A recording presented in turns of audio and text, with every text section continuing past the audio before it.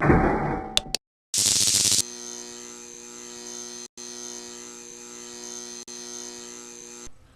everybody, welcome to The Art of the Deals.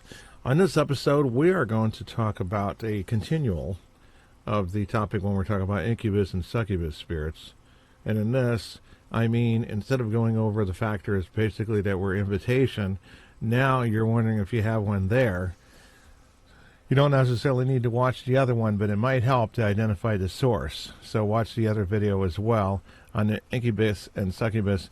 And it just basically refers to it as invitation. That's things that you or somebody else might have done to bring it in. Well, what about the symptoms? You know, sometimes we do move into an apartment and there does seem to be a spirit there. But how do you tell? Well, let's go over a few examples for starters. But the thing that's probably the most common is that you're being tempted more, and it'll be easier for young people than it would older, for example, but being in your prime.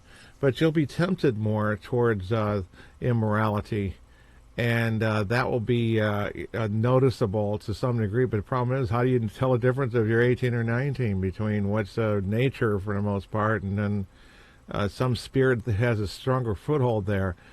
That's kind of hard to tell, but you should notice the difference. You might have to compare it to before you were moved into this room, place, dorm room, or any number of things, hotel room. This can happen for various reasons. For example, there was a St. Louis case. We had an old hotel over there, and there was a room that basically had shadows coming out of it, and the housekeepers and everything reported it. And the guests checked into that room, and they asked to be checked out, not because of strange dreams, but they had an overwhelming feeling of depression and thoughts of suicide that came upon them. Now, if you went in there and there was incubus and succubus in there, you'll have that in the same fashion to a certain degree, that you'll have stronger levels of what would be, temptation, but it's really oppressive levels. We don't really hear about the way, if you're not oppressed or anything, and you instantly are standing in the midst of strong demonic temptation, what levels do they vary down? Have they, organized it? No, this is still in the process of being done. I mean, we have Aquinas and all these other writers and stuff of the past, the saints, but did they really theologically lay it out in a little more depth? I mean, I just like possession. We've seen step in possessions. You're not possessed all the time or not at all. There's times when you're not possessed. So they can't say they don't remember anything all the time, but when they're fully possessed, sometimes their eyes see what's going on, like they're held hostage and they're seeing what's going on. But another, that is kind of a rare case. But my point on that is the fact that the stronger levels. And of course, when this affects you when you're awake that way, it's definitely going to be able to have a better time to try to affect you when you're sleeping in your dreams. And you might notice some kind of symbolism in the dreams, like a gorgeous female or something turning into a creature, which we've heard several times. In other words, they're seducing you, and your body actually feels seduced. And in a way that it's like it's not just temptation. You're actually having your entire body have so much strong desire and emotion, and then you'll wake up with that too. How else do I explain it? You're being seduced in every level in that dream, even if you don't see anything, or if you see something it doesn't correlate with it. But the understanding the way that demons can tempt, they can draw imagery out of the past, present, or something that's not even what you're thinking about. You may not even be thinking about any of that stuff. Maybe you're heavily into your college studies because you're a student. You don't have time to think about girls as, you're a guy. And you find that suddenly your dreams are being invaded by, these thoughts, like in the dream even, you're like mystified, like, what's the deal here? It's like a bad friend trying to coerce you to go to a brothel. And of course, that's pretty much how demonic spirits can work. So this is a lower level, but it is definitely a warning sign, especially if it happens more than once. But it doesn't need to happen every night unnecessarily either. They might try to pick you when you might seem the least protected or the most vulnerable. Especially when you've been drinking or something like that. Or I'll give you a little bit of a timeline of a couple of cases here. And there's more than two, but I'm thinking of these two in particular because they do generally follow this direction, including a friend of mine, which wasn't my case. The way it may go, and it may be different for men than women, and it's definitely going to be in some ways. What I'm saying, at certain stages, they parallel a lot. The first thing is sleep paralysis may be the way that it occurs. And there may not be the feeling in the room, but they're kind of like testing the waters, like to see if they can give you sleep paralysis. But this may be beginning, and it may not be there at all. You may not see or feel any presence on the side of your bed. You may not have just had a dream that seems to be more seductive in nature. But if this happens, this is probably going to be more nasty, bad and dangerous to some degree, rather than the one that actually tries to go from the more of a human approach. And that's like, okay, here's what the gals say sometimes. In the cases, the spirit seems to try to touch them like a human, and sometimes they wake up and they feel it touching their feet, and it usually works its way up for whatever reason, I don't know. Instead of just going right to it, maybe it's just trying to get permission the slow way. Demons use dreams to get the permission, but they can't get their final permission until they get you worked through the dreams, and then you wake up. And as I said in in the earlier video that we put out about this, was the person wants it. They would like an encounter to happen, as though a Casanova, this beautiful woman or beautiful man or whatever, comes in through their window and sneaks in there to make love to them. And they want it, and their dreams build up this desire, and these other things that they do, as we talked about in the other video. Okay, so that kind of dictates a little bit how the progress will go from nothing to, it's basically like an attack of some sort, or an assault. And that can be dictated by the person's life. Guys on the porn, women on the romance novels. And it may try to imitate that a little bit, unless it doesn't have to, but it might try to hook you in a little bit more that way. So a little touching on the ankles and stuff, and on the legs, and at some point or another, you'll wake up finding the covers have been pulled off or being pulled off you but they want to make sure you're not scared, because if they're trying to seduce you, they're not trying to scare you. They ultimately go there, especially the person might be, and even in a relationship, and they feel like they're being ignored, or they're just, a lonely teenager, or whoever, whatever the case may be. As I said in the invitation, that makes a difference to know what may apply to you, because then they'll try to suck you in. I remember we heard several people who told us, this one guy actually sent me a picture. I could not see it. And he says that's his ghost girlfriend. Isn't she pretty? I'm like, what the heck? I couldn't see anything as usual, but there's been a few times we've heard this from people. And, girls having, and guys thinking they're having some sort kind of affair with a spirit. But that kind of depends. If someone invited in there and started getting along with it on that, that's another thing.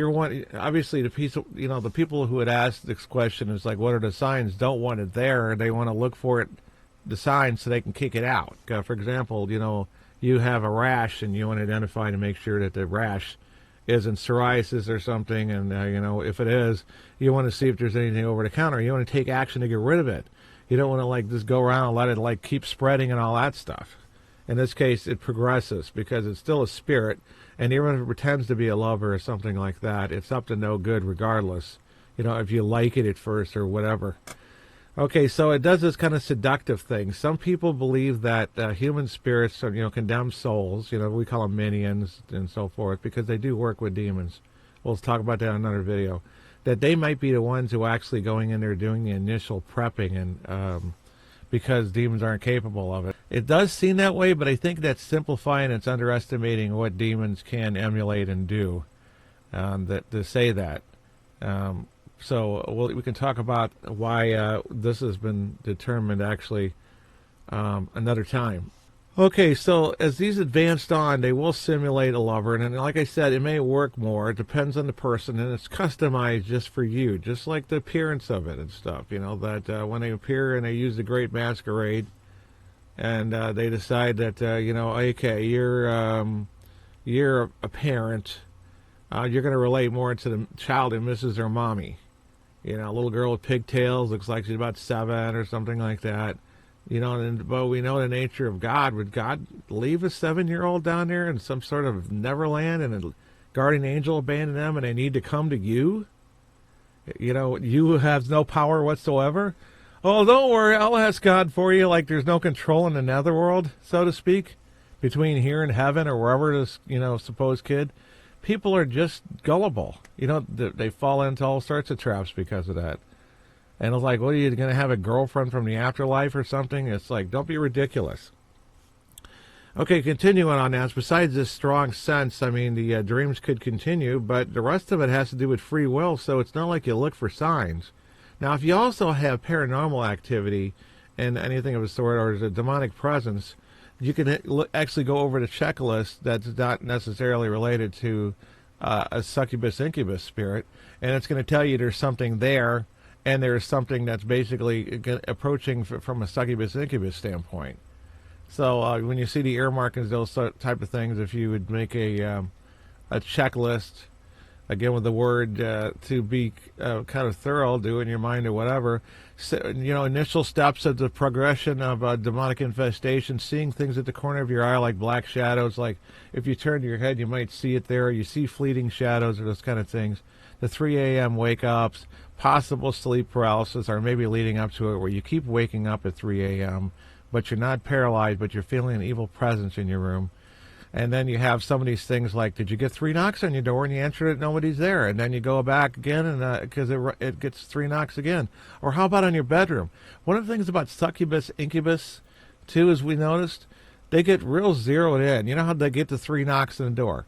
Boom, boom, boom. Or sometimes in rare cases, it's like 1, 2, 3, 1, 2, 3, 1, 2, 3. You go there, you open, there's no one there. Guess what? Whenever it gets to the point where it's an incubus or succubus, that specific type of spirit, because that's the strongest, force that it has, presence, because of what somebody did or is still doing in a household to draw that type of spirit in. Like I said, porn addicts and stuff like that. Is that it'll knock on your bedroom door and you'll go, Mom? And then they'll answer, or one part of you go, it's like, Jamie, you better not be playing. And you open the door and there's nobody there. Talk about like a teenage boy, for example. And he just closes the door. Well, then that's the last he hears of it that night. Next, he wakes up hearing it on his headboard. Headboards vibrate a little bit, something like, toom, toom, toom. And they get scared and they get chills. But that thing just zeroed in on their bed. You bless the bed with holy water every night. You bless the room. But you got to get your stuff together. We talked about the other one. You just can't expect all these solutions to take hold when you won't get a grip on your own self-control problems, because you're drawing your own problems in on this. And for some reason, you don't even have to do any kind of occult stuff or something, and you can draw this in just from the immorality of it. Change and invitation, it's like it's announcing itself, and it doesn't always seem to do this. Sometimes people either didn't hear it, didn't pay attention, somebody else heard it. And it does seem to mark a transition. It'll even do when there's a couple in the bed, and most of the time it's the person who wakes up is the person who's actually being zeroed in on for oppression. That's what's about to happen. You're about to have an oppression from a succubus incubus spirit, not just those typical, visiting the dreams, that's not oppression yet. And you might get hot scratches show up you at some point. Sometimes that can be happening in incubus and succubus cases, and that it's just it's just an indication that an oppression has marked you. Basically, it shows who exactly you're going in for. Now, in some cases, that's not true on that, but I'm talking about in this kind of case, it's zeroing in, then it's marked you, and basically, it's like sometimes it's like wants to know if it can just touch you and affect you, but it almost seems like it's just testing the water, dipping its little pinky toe in there, to see if they can actually make a mark on you. Now they've used psychological and they use imagery and all that stuff, and they pulled some covers, but what about touching you directly? Because for some people, the others praying for them even can keep these spirits from getting only so close. Side of their bed, foot of their bed, but does not touch them, does not cause sleep paralysis, does not cause some form of choking or anything else that, might relate to something just besides what feels like a touch. When you're actually making a physical change to the body, of breaking the skin, burning, or something like that. Okay, so in other words, continue to look about for, but don't look too close. Stop watching stupid movies is best advice. If you're having problems with this, you're obsessing over it, and a lot of people have turned themselves into some sort of paranoid, schizophrenic, disassociative, or something along that lines because they freak out. It's like when they hear about conspiracy theories, which are true, it can be overwhelming, and people go off the deep end. And sometimes the older people or people living alone are more vulnerable to this stuff. But they get exposed to it and they can have nervous breakdowns. So the more you obsess over this stuff, you're going to see stuff that's not there. It's amazing the things that people think demons would do. Like this gal, seems like she believed that, she was restoring her house, which she inherited, and she believed that demons have fused her hair onto the bathroom floor. And I said, what do you mean? Well, it's like, turns out she varnished her floor, and then she's seen some of her hair was in there, and then her immediate assumption is the demon did that. And it's like, oh, that's interesting. And it also took a chunk out of the wall, and she says that the demon painted over, like a chunk got taken out, like something got bumped there, and the demon painted over it. I'm like, what? Oh, that was nice. He saw you made a mistake. Oh, sorry about that, but I tried to cover it up.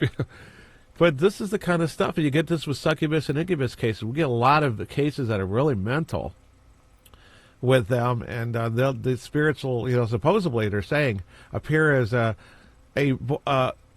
friend's boyfriend from years ago, fiance, who she always had, the attraction to, and it appears as him, and then she falls along. The guy's alive, and he's still living, and all that stuff. They might even be dating, and they buy into it. Can you imagine being so obsessed? There's that word, obsession. We're going to talk about those things in the stages of getting to the human mind and to the,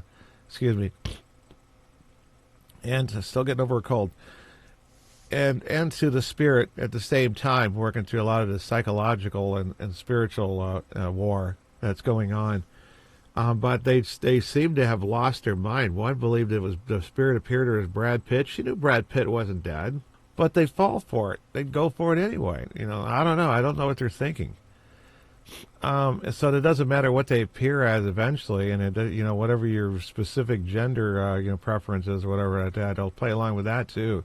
The scary thing for a lot of people is that male or female, you may find yourself at some point or another being not only molested but attacked, and again I'm avoiding certain words here, taken against your will violently, and it's not going to be fun. You're going to talk about violently. Just like that movie, The Entity. It had, I think, Julie Christie starring in it. Yes, on rare occasions that has happened, but it's not so much like they get smacked around and stuff. It's they get it very sore down there, and they're terrified, and that will eventually be where it goes if they let it go on long enough. Because I know sometimes they think they have, just like when they have drug addicts to a certain extent, they get the person high 24/7 and hooked on that stuff. Got to way past obsession, subjugation. Now you're oppressed by this sense, because what drugs do, they're a mind-altering substance, just like alcohol can be over time.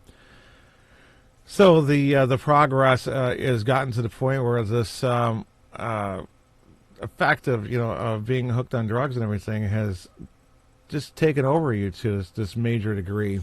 People can become addicted to this spiritual phenomenon, and they'll accept it, and they'll be hooked on it. Now, that's a little thing along the line. I think we mentioned that a little bit before. But if I would outline these things before I call this quits, you can ask some questions in the comments below, and we'll try to address them on another video, or we'll answer it on the Real Deals Live. And just to summarize it, is number one is look for other signs of demonic presence, and those might be outlined, in winter. I guess I could, put something together like that, but there's a lot of things to look for. Number two, if you suspect that, one of the things fit that you might have invited it in, assume there is one there ready and take action. And number three, basically expect your dreams to be affected first, and watch and note the times. But at some point or another, it might hit you taking a nap during the day and at night. That means it progressed. If it only can do it at nighttime originally, believe me, it'll do it any time when it can. Infestations, for example. I can't tell you how many cases that we've gone to and we experienced and dealt with, and as soon as the sun goes down, here comes the poltergeist noises and activity. It waited for the sun to go down. For some reason, to let you know it's not midnight and it's not 3 a.m. So the same thing can happen here. Eventually, it can get so bad that it happens 24/7, and they are exhausted. They're basically in danger of having a nervous breakdown, which any normal person can have. When you hear the same thing all over that, I mean, it'd be like when Patrick Swayze did that in the movie Ghost. I don't want to support that movie or anything, or Whoopi. When he just kept saying, Henry VIII, I am, I am. Can you imagine? This is what oppression people go through sometimes. They have the voice repeating a phrase over and over, trying to drive them insane. But they're not allowed to do that just openly, 100%, to give everything they got. And that's the good reason, that's a good thing, because in these cases where there's succubus and incubus cases, if they could progress without your permission, your continued permission gives it progression to move forward.